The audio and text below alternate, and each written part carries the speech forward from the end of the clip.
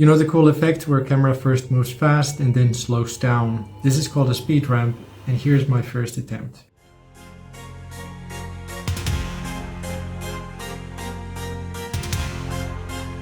Heroic, right?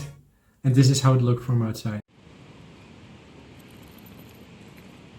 Credits to Molly and Amai for helping me on this one. So with this, you can potentially create cool effects for your B-rolls. And next I'll show you how to do this speed ramp in DaVinci Resolve. I went outside to shoot a clip in 60 frames per second. I used a higher frame rate, so I can slow it down to 25% for this tutorial. For these shots, it's important to hold your camera as stable as possible and move at the stable pace. There's another example at the end of this tutorial. Let's see how it looks like on the timeline.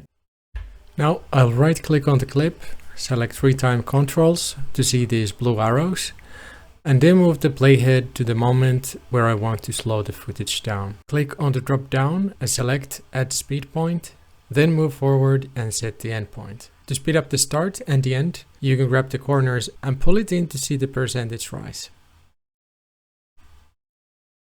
What I can do now is to drag it wider to slow the speed down.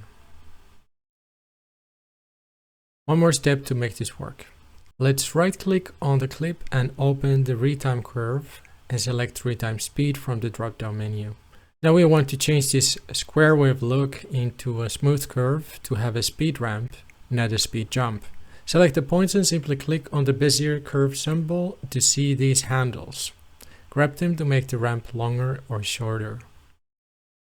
To match it with other clips, you can use a blur dissolve and also automate some movement on the other clip to make it smoother.